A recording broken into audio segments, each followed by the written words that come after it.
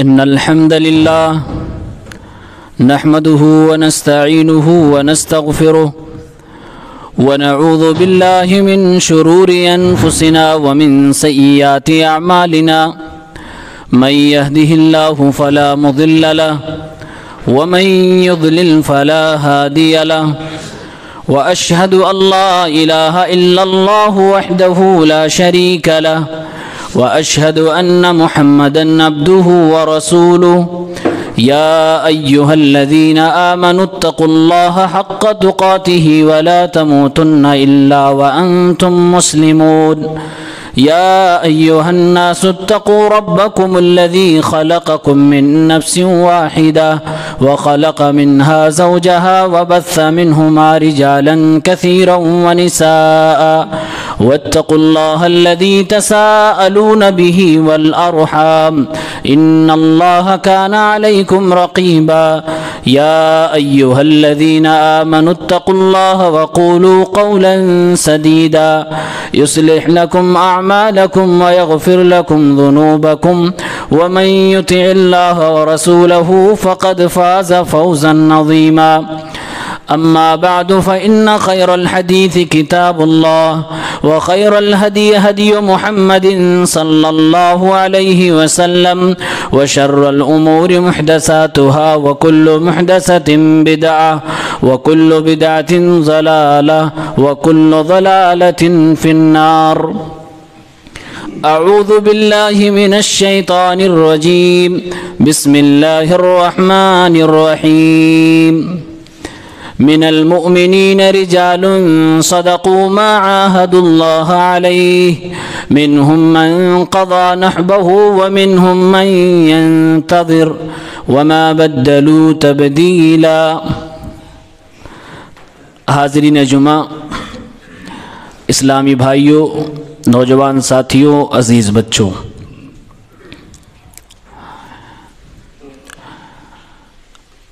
آج 26 جنوری 2024 اسی تاریخ کو ہمارے ملک میں دستور ہند کو، سنویدھان کو لاگو کیا گیا تھا 26 جنوری 1950 عیسوی میں،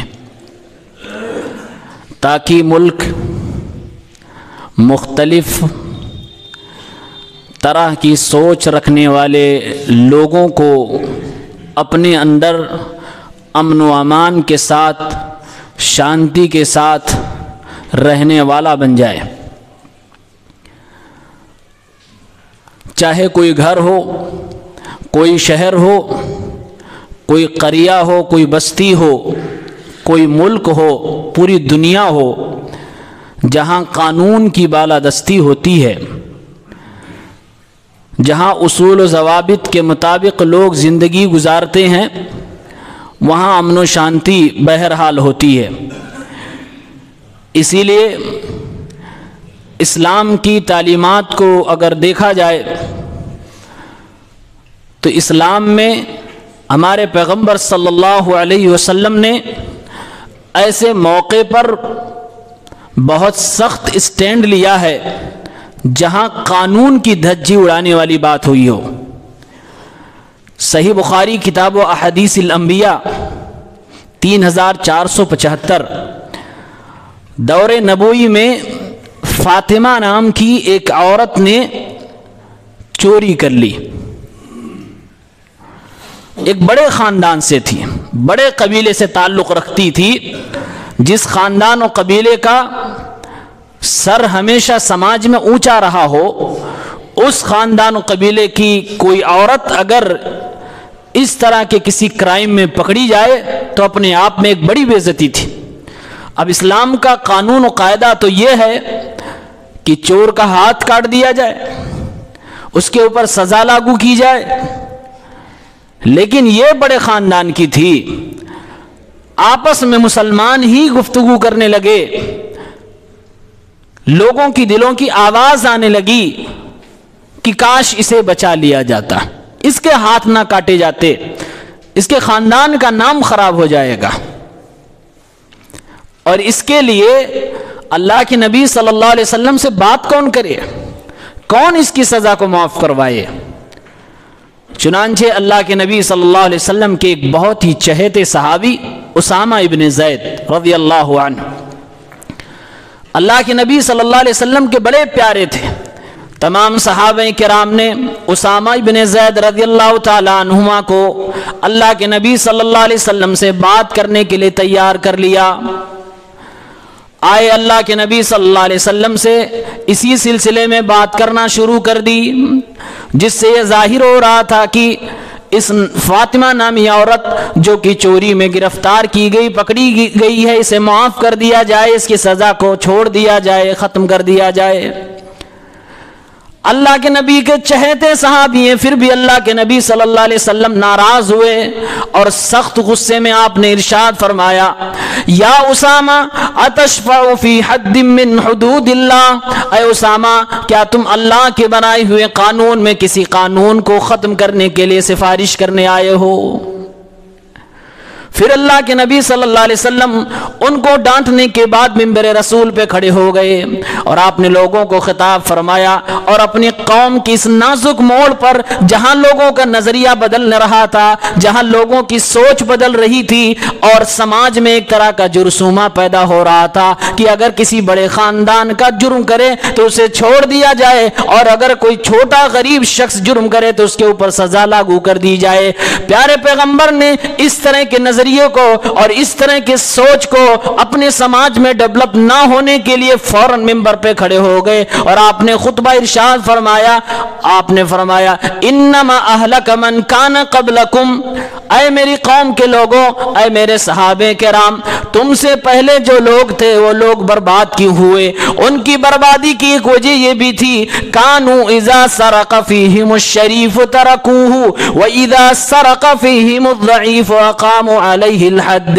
جب ان میں سے کوئی بڑے گھرانے کا شخص، کوئی معزز شخص، کوئی بڑی حیثیت والا شخص کوئی جرم کرتا تھا تو اسے لوگ چھوڑ دیا کرتے تھے، اور جب انہی میں سے کوئی کمزور، کوئی ضعیف انسان وہی جرم کرتا تھا اس کے اوپر سزا لاگو کر دی جاتی تھی۔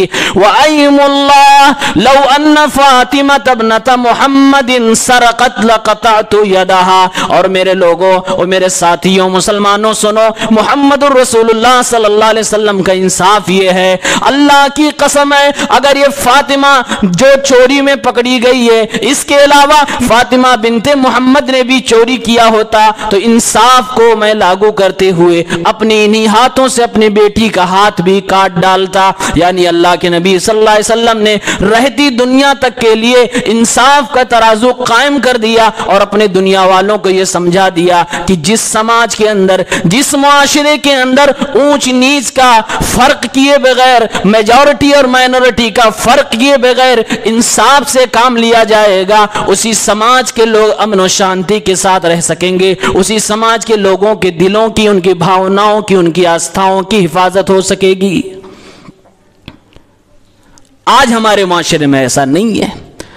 آج قانون تو سبھی کے یہاں موجود ہے، دستور تو سبھی کے یہاں موجود ہے، لیکن انصاف کا گلا گھونٹ دیا جاتا ہے۔ آج معاملہ میجورٹی اور مائنورٹی کا چل رہا ہے، آج معاملہ امیر و غریب کا چل رہا ہے، آج معاملہ صاحب حیثیت اور اسٹیٹس کا چل رہا ہے۔ آج کمزوروں کی دنیا نہیں، آج وہی زمانے جاہلیت کا دور پھر سے شروع ہونے لگا۔ یاکل القوی الضعیف، جو طاقت میں، پاور میں ہے، وہ کمزوروں کو کھاتا چلا جا رہا ہے، کم لوگوں کو کھاتا چلا جا رہا ہے۔ جس کے آنگن میں امیری کا شجر لگتا ہے، جس کے آنگن میں امیری کا شجر لگتا ہے، اس کا ہر عیب زمانے کو ہنر لگتا ہے۔ جس کے یہاں امیری آ جاتی ہے، شہرتی آ جاتی ہے، بڑا ہو جاتا ہے، حیثیت اسٹیٹس میں آگے چلا جاتا ہے، اس کے بڑے بڑے جرم بھی پردے میں چلے جاتے ہیں، اور اگر وہی جرم کوئی کمزور کر لے تو اس کو ہائی لائٹ کر کے اس کو بدنام کیا جائے، اس کے اوپر سزا لاگو کی جائے۔ تو اسلام نے ہمیشہ قانون کی بالادستی کی بات کی ہے۔ یہ ہندوستان ہمارا ملک، پیارا ملک، اس کی تاریخ بڑی عجیب و غریب رہی ہے۔ اسلام کے آنے کے بعد تقریباً 375 سال تک اس بر صغیر میں اکھنڈ بھارت کے اندر جو بھی مسلمان تھے سب کے سب خالص اور پیور مسلمان تھے. اس وقت نہ کوئی حنفی تھا، نہ کوئی شافعی تھا، نہ کوئی حنبلی تھا، نہ کوئی مالکی تھا، کچھ نہیں تھا، صرف خالص مسلمان تھا. وجہ کیا تھی؟ یہ لوگ پیدا ہی نہیں ہوئے تھے، ان کا وجود ہی نہیں بنا تھا. تقریباً 400 سال جب گزر گئے، پھر باہر سے ملاوٹ والا اسلام اس ہندوستان کے اندر آیا، اور پھر ان خالص مسلمانوں ہی کو مار کر ایک حکومت قائم کی گئی. 1000 سال تک ان لوگوں نے حکومت کی. پھر اللہ رب العالمین کی طرف سے عذاب مسلط ہوا، اور باہر ہی کے لوگ آئے جس کو ہم گورے اور انگریز کہتے ہیں. ان لوگوں نے مکاری، عیاری، جال سازی، دھوکے اور فریب سے ہمارے اس پیارے وطن کو جو سونے کی چڑیا تھی دھیرے دھیرے قبضہ کرنا اور لوٹنا شروع کر دیا. اور یہاں پر ایک بات یاد رکھیں، جو خالص مسلمان ہوگا، اور خالص مسلمان وہ جس کے سینے ذہن و دماغ میں قرآن اور حدیث کی روشنی ہوگی، وہ ہمیشہ بصیرت افروز ہوگا، وہ دور اندیش ہوتا ہے، وہ فتنوں کو سب سے پہلے بھانپتا ہے. انگریزوں کا جب فتنہ ہندوستان جیسی سرزمین پر آیا، ان لوگوں نے قبضہ کرنا شروع کیا، سب سے پہلے ان کے اس بری چال کو، ان کی اس بےمانی کو خالص مسلمانوں نے بھانپا تھا، اور سب سے پہلے علم بغاوت انہی خالص مسلمانوں نے اٹھایا تھا. قرآن کریم سورہ یوسف آیت نمبر 108 میں اللہ رب العالمین نے فرمایا، قُلْ هَذِهِ سَبِيلِي أَدْعُو إِلَى اللَّهِ عَلَى بَصِيرَةٍ أَنَا وَمَنِ اتَّبَعَنِي وَسُبْحَانَ اللَّهِ وَمَا أَنَا مِنَ الْمُشْرِكِينَ. کہہ دیجئے یہی میرا راستہ ہے، یہی میرا صاف ستھرا دین ہے، میں اسی کی طرف لوگوں کو دعوت دیتا ہوں، میرے ماننے والے بھی اسی کی طرف دعوت دیتے ہیں. اور یہ دعوت اور یہ لوگوں کو بلانا یہ اپنی من مانی نہیں ہے، یہ ہوا پرستی نہیں ہے، یہ ہوا میں فائرنگ کرنے کی بات نہیں ہے. علی بصیرہ، ہم عقل و دانش کی بنیاد پر، کتاب و سنت کی بنیاد پر، دلائل شرعیہ کی بنیاد پر لوگوں کو کتاب اللہ اور سنت رسول اللہ کی طرف دعوت دیتے ہیں. اور اللہ کی ذات پاک ہے، ہم مشرکوں میں سے کبھی بھی نہیں ہو سکتے. تو مسلمان جو خالص ہوتا ہے، جس کے پاس کتاب اللہ اور سنت رسول اللہ صلی اللہ علیہ وسلم کی روشنی ہوتی ہے، وہ ہمیشہ دور اندیش ہوتا ہے. فتنوں کو سب سے پہلے تاریخ گواہ ہے، انہی لوگوں نے پہچانا، انہی لوگوں نے بھانپا ہے، اور ہمیشہ مقابل میں کھڑے بھی ہو گئے. انگریزوں کے خلاف جہاد کا فتویٰ کہ یہ پورا ہندوستان پر جو انگریزوں نے قبضہ کر رکھا ہے، ان کے خلاف جہاد کرنا فرض ہے، اور اس میں جو مارا جائے گا وہ شہید مانا جائے گا. اور اپنے ہندوستان کو دارالحرب قرار دینے والے کوئی اور نہیں، سب سے پہلے شاہ ولی اللہ محدث دہلوی رحمہ اللہ تھے. انہوں نے فتویٰ دیا، ان کے ساتھ بہت سارے علماء اہل حدیث نے فتوے پہ دستخط کیا، اور اپنی ایک ٹیم بنائی، آزادی کی جنگ چھیڑ دی، اور پورے ہندوستان کے لوگوں میں ایک روح پھونک دی کہ اے لوگوں، ہمارا اسلام لوگوں کو غلام بنانے کے لیے نہیں آیا ہے، آزادی کو پسند کرتا ہے، لوگوں کو آزاد رہنے کی دعوت دیتا ہے، اللہ رب العالمین کا صرف غلام بننے کی دعوت دیتا ہے. لہٰذا ہم اور آپ سب مل کر ان گوروں اور انگریزوں سے آزادی کی جنگ لڑیں گے. اس میں اگر مار دیے گئے تو شہید مانے جائیں گے، اور اگر جیت گئے تو اپنا ملک آزاد ہو جائے گا. آج ہم پہ تانا یہ بھی ہے کہ یہ لوگ جہاد سے بھاگتے ہیں، ڈرتے ہیں. وقت آنے پر سب سے پہلے فتویٰ انہوں نے دیا تھا. اور اس زمانے میں کچھ ایسے بھی تھے جنہوں نے باقاعدہ پمفلٹ لکھا، رسالہ لکھا کہ انگریزوں کے خلاف جہاد کرنا غلط ہے. اور آج انہی کے ماننے والے اپنے آپ کو سب سے پیارا اور سب سے پہلا ہندوستان کا پریمی کہتے ہیں، اور ہمیں اور آپ کو کھلے عام کہتے ہیں یہ غدار ہے، جبکہ تاریخ کچھ اور بتلاتی ہے.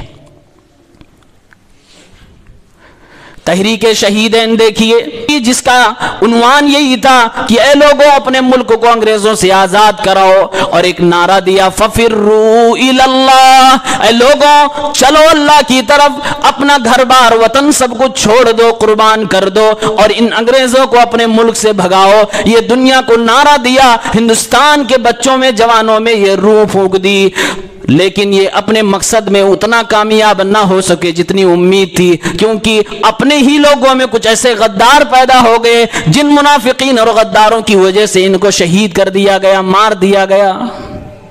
لیکن یہ بھی تحریک اپنے آپ میں بہت کامیاب ہوئی، اور ہر دور میں منافقوں نے، غداروں نے اپنوں کو بہت نقصان پہنچایا۔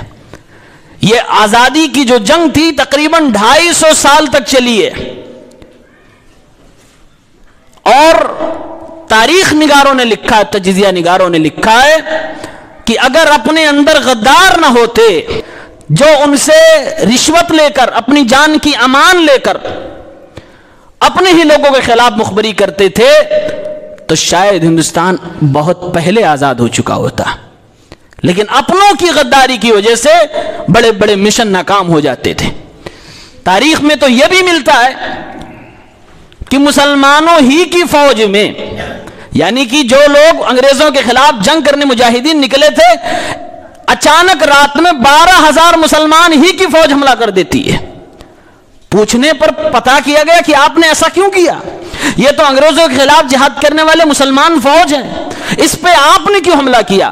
تو ایک پرچہ نکال کر بندہ دکھلاتا ہے اس کا لیڈر، اور کہتا ہے دیکھیے اس میں بلا فلاں فلاں فلاں لوگوں کے دستخط ہیں، اور ہمیں بتایا گیا ہے کہ یہ لوگ تو صرف اللہ کو مانتے ہیں، ان کا دین کچھ اور ہے، ہمارا دین کچھ اور ہے، لہٰذا یہ والے مسلمان ہم کو نہیں چاہیے۔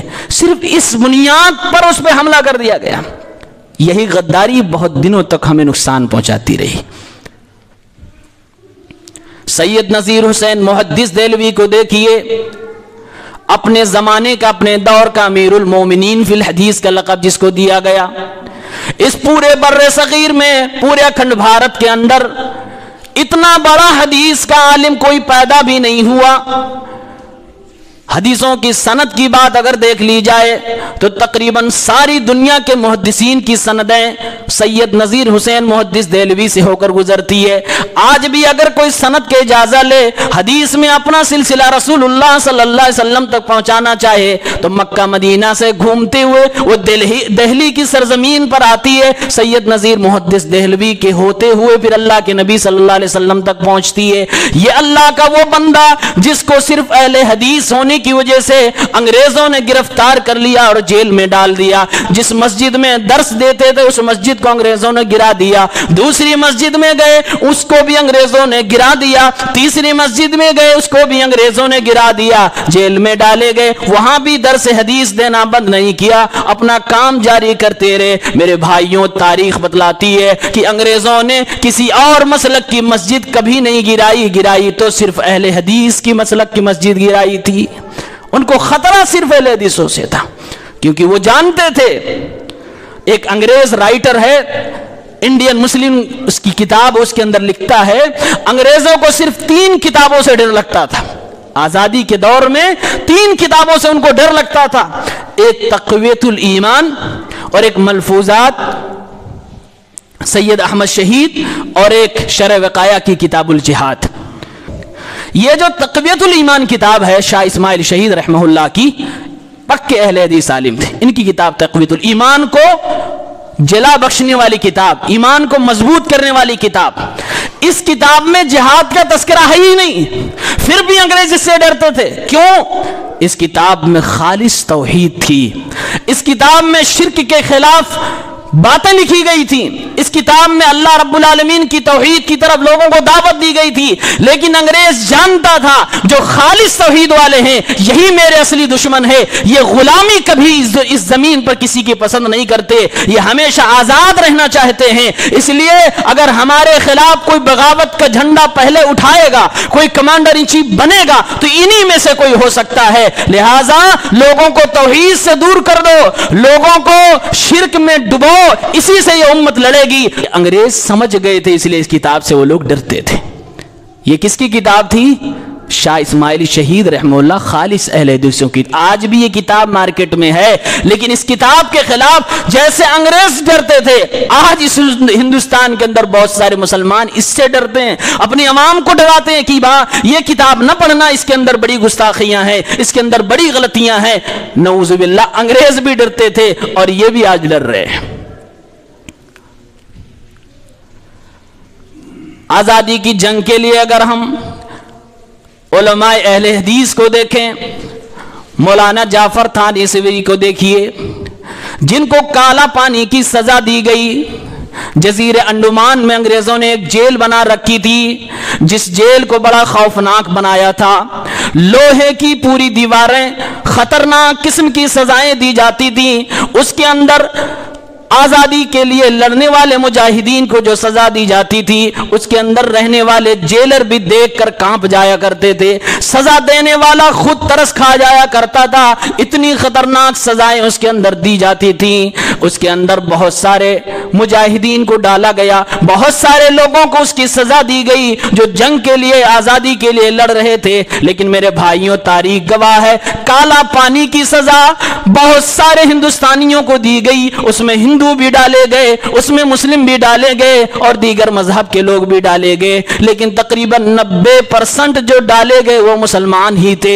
ان 90% مسلمانوں میں بھی جو ڈالے گئے زیادہ تر اہل حدیث علماء کرام تھے، کیونکہ انہوں نے ہی انگریزوں کے خلاف جنگ کرنے کے لیے سب سے پہلے پہل کی تھی۔ فتویٰ انہوں نے دیا تھا کہ انگریزوں کے خلاف جہاد کرنا مسلمانوں کے اوپر فرض ہو گیا ہے۔ کالا پانی کی سزا جو لوگ پا رہے تھے، بہت سارے ایسے ہندوستانی اس میں بے ایمان نکلے جو انگریزوں سے بار بار معافی مانگے اور معافی مانگ کر وہاں سے واپس آئے، اپنی جان کی حفاظت کی۔ اور ایک رہنما جس کو آج ہیرو بنایا جاتا ہے، اس نے باقاعدہ انگریزوں سے لیٹر لکھ کے معافی مانگی اور کہا کہ مجھے اس سزا سے نجات دلوا دیجئے، پوری زندگی آپ کی مخبری کروں گا اور آپ کے لیے کام کروں گا، اور اس شرط پہ اسے نکال دیا گیا۔ اور بعد میں سچ میں اس نے اپنا وعدہ پورا کیا، انگریزوں کی مخبری کی اور مجاہدین آزادی کے خلاف اس نے کام کیا۔ لیکن اسی جیل کے اندر، اسی کالا پانی کی سزا پانے والے مسلمانوں میں، شیب ابی طالب میں جو مسلمانوں نے سزائیں جھیلی تھی، جو پریشانیاں جھیلی تھی، انہی کی روحانی اولاد علماء اہل حدیث بھی موجود تھے، جس کی جیتی جاگتی مثال آپ دیکھنا چاہتے ہیں مولانا جعفر تھانوی کو دیکھیے، جو اس جیل کی سزا، کالا پانی کی سزا کاٹتے بھی ہیں اور بعد میں جب رہا ہوتے ہیں ایک کتاب ہی لکھتے ہیں، جس کتاب کا نام ہی انہوں نے کالا پانی رکھ دیا ہے۔ ایسی ایسی سزاؤں کا تذکرہ اس میں کیا ہے کہ پڑھتے ہی آدمی کی آنکھوں سے آنسو جاری ہو جائیں، رونگٹے کھڑے ہو جائیں، سن کر ہی تصور میں ہی انسان کو درد ہونے لگے۔ ہائے اللہ، یہ کون سے مجاہدین آزادی تھے؟ انہوں نے اپنے ملک کو آزاد کرانے کے لیے کتنی بڑی بڑی سزائیں برداشت کی ہیں، کیسی کیسی سزاؤں کے انہوں نے جھیلا ہے۔ غداروں نے معافی مانگی اور جیل سے رہا ہو گئے، لیکن شیب ابی طالب میں جھیلے ہوئے آقا نامدار محمد الرسول اللہ صلی اللہ علیہ وسلم کی یہ روحانی اولاد، یہ کتاب و سنت پر عمل کرنے والے علماء اہل حدیث، کبھی بھی انہوں نے انگریزوں سے کوئی کمپرومائز نہ کیا، کبھی بھی کوئی مفاہمت نہ کی، سزا کو جھیلتے رہے، برداشت کرتے رہے، لیکن انگریزوں کے سامنے کبھی بھی انہوں نے گھٹنے نہ ٹیکے۔ ڈاکٹر تارا چند ایک غیر مسلم رائٹر ہے، ہسٹری کا رائٹر ہے، وہ آزادی کے حوالے سے لکھتا ہے کہ کس نے کتنی قربانی دی، تو اس نے واقعہ ایک بیان کیا ہے، کہا ایک اہل حدیث جوان تھا، باقاعدہ اہل حدیثوں کو ہائی لائٹ کیا، کہا ایک اہل حدیث جوان تھا جو کوئی خبر لے کر اپنے اہل حدیث جوانوں کے پاس جا رہا تھا، راستے میں انگریزوں نے، دشمن نے چال بچھا رکھی تھی پکڑنے کے لیے، اس کو ڈر ہوا کہ میں پکڑا جاؤں گا، اور یہ ڈر اتنا بڑا ڈر تھا کہ میں پکڑا گیا تو میں تو مارا ہی جاؤں گا، لیکن میرے ساتھ میں جو خبر خفیہ ہے اس کی وجہ سے ہمارے کتنے ایسے مجاہدین آزادی مار دیے جائیں گے، لہٰذا اس مرد مجاہد نے، جنگ آزادی کے مشن پر چلنے والا یہ نوجوان اہل حدیث، اپنے ہی خنجر سے اپنی آنکھ نکال لیتا ہے اپنے ہی خنجر سے اپنی آنکھ کو نکال لیتا ہے تاکہ اسے پہچانا نہ جا سکے، تاکہ اسے انگریز پکڑ نہ سکے، اور اس طرح سے وہ بچ جاتا ہے۔ ڈاکٹر تارا چند لکھتا ہے یہ ایک اہل حدیث جوان کی قربانی نہیں ہے، انگریزوں سے آزادی پانے کے لیے ہندوستان میں جتنے بھی لوگوں نے قربانیاں دی ہیں ایک طرف کر دیا جائے تو ہندوستان کے اہل حدیث عوام نے، خصوصاً اہل حدیث علماء کرام نے جو قربانی دی ہے اس کی کوئی مثال نہیں۔ اہل حدیثوں نے اپنی جانیں دی ہیں ہندوستان کو آزاد کرانے کے لیے۔ کچھ ایسے نقش بھی راہ وفا میں ہم چھوڑ آئے ہیں، کچھ ایسے نقش بھی راہ وفا میں ہم چھوڑ آئے ہیں کہ دنیا دیکھتی ہے اور ہمیں یاد کرتی ہے۔ یہ ہمارے آباء و اجداد تھے جنہوں نے ہندوستان کو آزاد کرانے کے لیے یہ قربانی دی ہے۔ اپنی کتاب کے اندر ایک نان مسلم لکھ رہا ہے کہ یہی وہ جماعت ہے اہل حدیث جس نے کبھی بھی انگریزوں سے کوئی کمپرومائز نہیں کیا ہے۔ ان کے علماء ہزاروں کی تعداد میں سولی پہ چڑھائے گئے، قربان کر دیے گئے، ذبح کر دیے گئے، لیکن کبھی بھی رتی برابر بھی انگریزوں کے سامنے اگر کوئی نہیں جھکا ہے تو اہل حدیث لوگ تھے۔ اور آج انہی کو غدار وطن کہا جاتا ہے۔ تاریخ پڑھو، تاریخ کو سیکھو، دیکھو، بڑی قربانیاں ہمارے لوگوں نے دی ہے۔ پٹنہ جس کا پرانا نام عظیم آباد تھا، ایک محلہ ہے صادق پور، پورا محلہ، پورا قبیلہ، پورا خاندان اہل حدیث، پکا اہل حدیث تھا، لیکن انگریزوں کے خلاف بڑا سخت تھا، انگریزوں کی آنکھ میں چبھتا تھا۔ عید کا دن ہے، عید کی صبح سارے مسلمان خوشی منا رہے ہیں، لیکن پٹنہ کے اندر صادق پور کے خاندان کے اہل حدیث بچے، بوڑھے، جوان، عورتیں غم کے حالت میں ہیں۔ کیوں؟ اس لیے کہ انگریزوں نے ان کے گھروں کو، ان کی بستیوں کو بلڈوزر سے گرا دیا۔ یہ بلڈوزر والی سزا انگریزوں نے ایجاد کری ہے۔ صبح صبح عید جس دن لوگ خوشیاں منا رہے ہیں، یہ خاندان صادق پور بلڈوزر کی وجہ سے اپنے گھروں کو گرتا ہوا اپنی آنکھوں سے دیکھ رہے ہیں، غم کے اندر نڈال ہیں، پریشان ہیں۔ انگریزوں نے ان کے گھروں کو، ان کی بستیوں کو تہس نہس کر ڈالا۔ اسی لیے اپنے ملک کے سب سے پہلے پرائم منسٹر پنڈت جواہر لال نہرو جب ایک بار دورے پہ جاتے ہیں اسی بستی کے اندر، تو ان کو خراج عقیدت پیش کرتے وہ خود اپنی زبان سے اعتراف کرتے ہوئے کہتے ہیں اگر پورے بھارت کے جو آزادی کے مجاہدین تھے ایک طرف ان کی قربانی کر دی جائے اور یہ صادق پور خاندان کی، ان اہل حدیث جوانوں کی، اس نسل کی قربانی ایک طرف کر دی جائے تو ان کا پلڑا بھاری نظر آئے گا۔ خالص اہل حدیث بستی ہے، خالص اہل حدیث خاندان تھا۔ قربانی مسلمانوں نے ہندوستان کو آزاد کرانے میں بہت دی ہے۔ تاریخ اگر آپ کو نہیں معلوم ہوتی ہے تو آپ سر جھکا کے چلتے ہیں۔ کوئی بھی آپ کو غدار، دیش دروہ بول کے چلا جاتا ہے اور کوئی جواب نہیں ہوتا ہے۔ آج ہندوستان کی سرزمین آج بھی یاد رکھتی ہے، رکھ رہی ہے، مسلمانوں کے خون سے یہ ملک آزاد ہوا ہے۔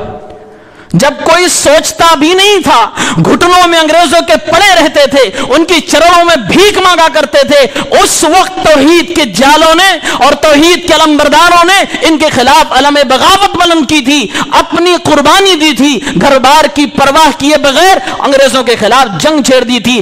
بنگال کے مولانا شریعت اللہ نے مکہ سے پڑھنے کے بعد، مکہ میں آنے کے بعد انگریزوں کے خلاف جب جنگ چھیڑی تھی، اکیلے انگریزوں سے بھڑ گئے، ساتھ میں بعد میں 1 لاکھ اہل حدیثوں نے ان کا ساتھ دیا اور انگریزوں سے جنگ کی۔ 1 لاکھ اہل حدیث مولانا کے ساتھ شہید ہو گئے۔ میرے بھائیوں، یہ جنگ اس وقت انہوں نے کی تھی جب پورے بھارت میں سب کوئی انگریزوں کے سامنے جھکا ہوا نظر آتا تھا، کوئی ان کے سامنے بولنے کی جسارت نہیں کرتا تھا، تب ان اہل حدیثوں نے اور توحید والوں نے علم بغاوت بلند کی تھی۔ تاریخ تو دیکھیے، کس نے ہندوستان کو آزاد کرایا؟ آج ہیرو کوئی اور بن رہا ہے، لیڈنگ رول کوئی اور لینا چاہ رہا ہے۔ اوورال اگر بات کی جائے تو ہندوستان کو آزاد کرانے میں ایک ایک بھارتی، ایک ایک ہندوستانی کی قربانی ہے، اس کا کوئی انکار نہیں، اس میں کوئی شک نہیں۔ ہر ایک کے دل کی تمنا تھی کہ آزاد ہو جائے سوائے چند غداروں کے اور منافقین کے. لیکن اس میں اگر بحیثیت قوم دیکھی جائے کہ لیڈر کون تھا, آگے آگے کون تھا, تو مسلمان قوم تھی. اور اگر مسلمانوں میں دیکھے جائے کہ بحیثیت لیڈر اور کمانڈر چیف کون تھا, کون اپنی جان کو اپنی ہتھیلی پہ لے کر انگریزوں کی بم اور توپ کے سامنے کھڑا ہوتا تھا, تو وہ اہل حدیث تھے. اور اہل حدیث جماعت میں اگر دیکھا جائے تو علماء اہل حدیث تھے جو انگریزوں کی گولیوں کے سامنے خود کھڑے ہو جاتے تھے. مدراس کے ایک عالم تھے مولانا احمد اللہ صاحب, انگریز ان سے تھراتا تھا, کانپتا تھا. فیض آباد جو آپ کے قریب میں ہے, جب وہ مدراس سے آئے لکھنؤ, اور لکھنؤ میں انگریزوں کے خلاف جنگ کی, پھر یہاں سے فیض آباد آئے, انگریزوں نے چاروں طرف سے ان کے گھر کو گھیر لیا جہاں پر وہ ٹھہرے ہوئے تھے. چاروں طرف سے لوگ بندوق لے کر, ہتھیار لے کر ان کو گھیر لیتے ہیں, لیکن کوئی انگریز کی ہمت نہیں ہو رہی تھی کہ اس بندے خدا پر, اس شیر خدا پر گولی چلا سکے. انگریز خود کہتے تھے ہمیں ڈر لگتا تھا, ہمارے ہاتھ کانپتے تھے, اتنا خطرناک شیر ہے, پتہ نہیں یہ کس کی بندوق کی نلی کو اسی کی طرف موڑ دے. اس کے سامنے کسی کو ٹکنے کی ہمت نہیں ہوتی تھی. اس کو بھی مارا تو کس نے؟ ہندوستانیوں نے مارا تھا.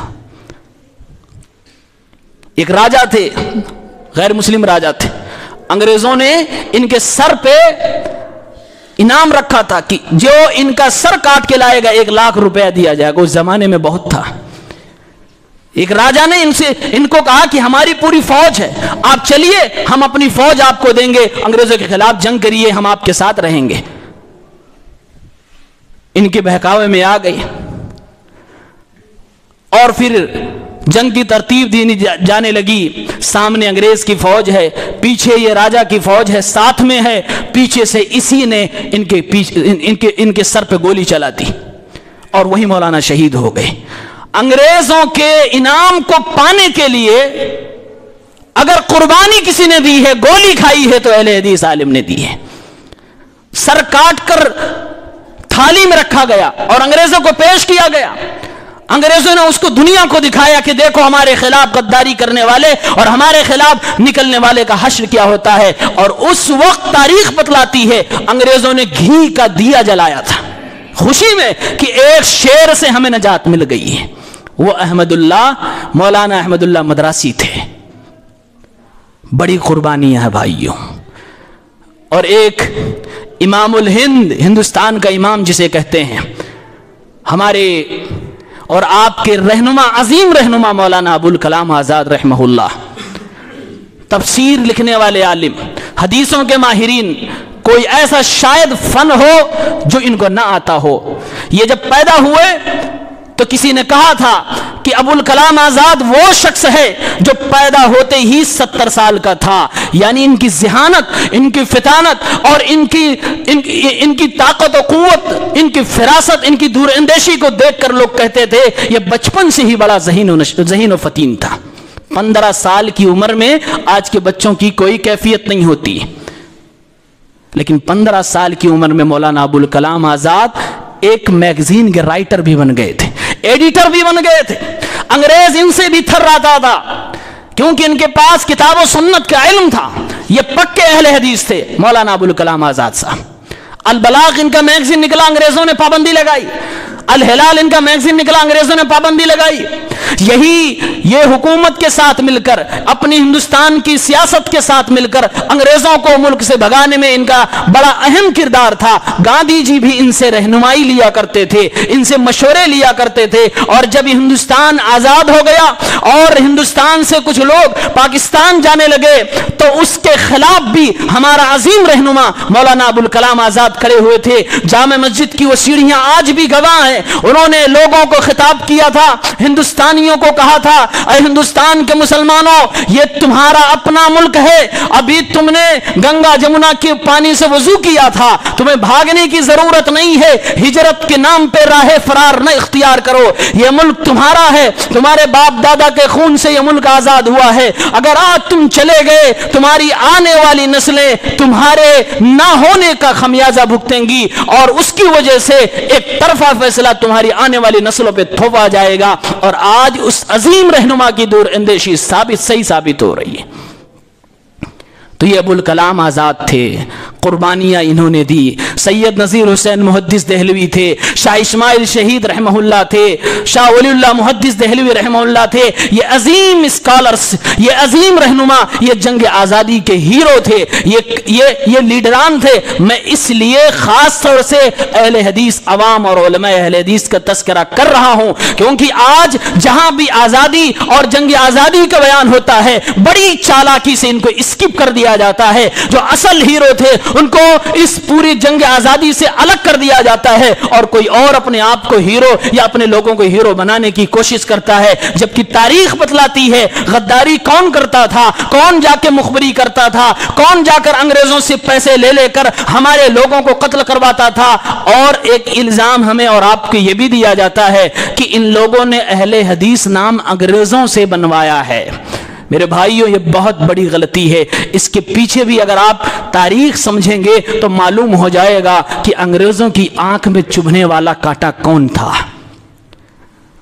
हमारे खिलाफ, इन अजीम रहनुमाओं के खिलाफ, इन मुजाहिदीन आजादी के खिलाफ वो प्रोपेगेंडे किए गए, चाले चली कि जा जाके बताया कि आपके जो असली दुश्मन हैं, जो आजादी के लिए ज्यादा परेशान हैं, वो यही अहले हदीस हैं। जानते ये कौन हैं? ये वहाबी हैं। वहाबी हैं मतलब ये हुआ कि इनकी ये पहचान है कि आमीन कहेंगे, इनकी पहचान है कि रफ़-ए-दैन करेंगे। इनको अगर आसानी से पहचानना चाहते हो तो ऐसे पहचान लो, असल तुम्हारे दुश्मन ये है। ये मुखबरी करने वाले कौन थे? ये अपने लोग थे और इन्होंने जाकर मुखबरी की। आलम यह हुआ कि अंग्रेजों ने चुन चुन कर वहाबियों को, जिसे आप अहले हदीस कहते हैं, मारना शुरू कर दिया।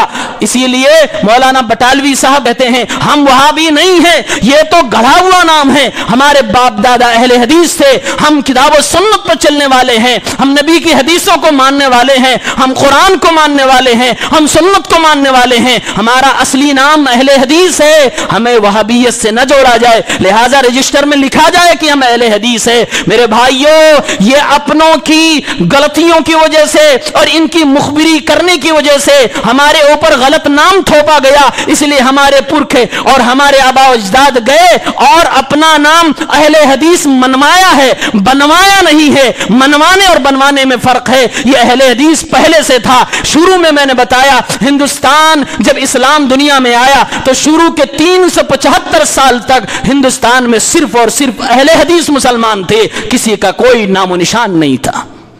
ये बाद की पैदावार है और इनकी जुर्रत देखो, हमें कहा जा रहा है ये अंग्रेजों की पैदावार है। तारीख नहीं मालूम, हिस्ट्री नहीं मालूम है। दूसरों को नहीं, सिर्फ डॉक्टर ताराचंद को पढ़ लो, सारी चीजें आया हो जाएंगी। कुर्बानियां सब ने दी हैं, किसी का इनकार नहीं, लेकिन हीरो कौन है? उलमाए अहले हदीस हैं। शाह वलीउल्लाह इस इतनी बड़ी जसारत कि जो फतवा दे कि अंग्रेजों के खिलाफ जो जिहाद करेगा और मारा गया तो शहीद हो जाएगा। जिहाद फर्ज है, ये दारुल हर्ब है। ये फतवा मामूली फतवा नहीं था, ये पूरे हिंदुस्तान के मुसलमानों के लिए एक ऐसा फतवा था जो एक एक नौजवान को, एक एक मुसलमान को अंग्रेजों के खिलाफ बारूद बना दिया था। और किसने लिया? शाह वलीउल्लाह साहब ने लिया, उनके बेटे अब्दुल अजीज मुहद्दिस देहलवी ने लिया। इन उलमाए किराम का बड़ा किरदार है। इसीलिए मैंने कहा, कुरान कहता है कि इस्लाम के मानने वाले सच्चे मुसलमान वो हैं जो बसीरत अफरोज होते हैं, जो दूर अंदेश होते हैं। इन अंग्रेजों की चालबाजी और इनके फितनों को सबसे पहले अगर हिंदुस्तान में किसी ने पहचाना था तो अहले हदीस थे, और सबसे पहले यही लोग इनके खिलाफ निकले थे। इसलिए मेरे भाइयों, तारीख को पढ़ें, तारीख को समझें, और तारीख को पढ़ने और समझने से आपके अंदर ताकत आती है। जिस इंसान को अपनी हिस्ट्री ना मालूम हो, अपने आबा अजदाद की तारीख ना मालूम हो, वो इंसान हर तरह की ताकत और कुव्वत पाने के बावजूद कमजोर हो जाएगा। इसलिए ताकत बढ़ाने का एक तरीका यह भी है कि अपने आबा अजदाद की हिस्ट्री से आप वाकिफ रहो। आपको मालूम हो कि आपकी रगों में जो खून है, आपके सीने में जो तौहीद है, ये किन जाबाजों के जरिए से आप तक पहुंचा था। वो कौन लोग थे, कितने बाशऊर थे, कितने हिम्मत वाले थे, और किस तरह के वो बारूद थे जो अंग्रेजों के टकरा गए। आज हम उन्हीं की नस्ल है। लिहाजा अगर कोई आपको बदनाम करने की कोशिश करे या देश के खिलाफ आपको साबित करने की कोशिश करे तो अपने आबा अजदाद की हिस्ट्री को पेश करे। अल्लाह की कसम है, तौहीद को मानने वाला والا, जानने वाला, सीने में बसाने वाला इंसान कभी किसी की गुलामी नहीं पसंद करता. वो तो झुकता है तो अपने रब के सामने, और उसी रब का बंदा और गुलाम है, किसी और का नहीं. वो अंग्रेजों का गुलाम कैसे हो सकता है? फिरौन जैसे सल्तनत को ठोकर मार दिया जिसने अबू जहल जैसे लोगों को लात मार दिया, वो अंग्रेजों को कौन सी हैसियत देने वाला है? आज भी ये सिर्फ और सिर्फ अपने रब के सामने झुकने वाली नस्ल है, जमात है. लिहाजा अपने इस हुनर पर, अपनी इस ताकत पर जो आपके पास तौहीद की ताकत है, इस पे आप फ़ख्र महसूस करें, रब का शुक्र अदा करें और दूसरों को इसकी तरफ दावत दें. यही वो असली दावत है जो अंबिया की दावत है, यही वो असली चीज़ है जो आपकी असल ताकत है. हमारा मुल्क जो पहले सोने की चिड़िया था, आज फिर से अल्लाह इसको सोने की चिड़िया बना दे. हर एक को एक के साथ मिलकर रहने की तौफीक इनायत फरमा दे. परवरदिगार आलम हम सबको अमन व शांति के साथ रहने की तौफीक इनायत फरमा, मिलजुल कर रहने की तौफीक इनायत फरमा. एक दूसरे के जो हुकूक हैं वो अदा करने की तौफीक दे, अमन और इंसाफ के साथ ज़िंदगी गुजारने की तौफीक दे. आमीन.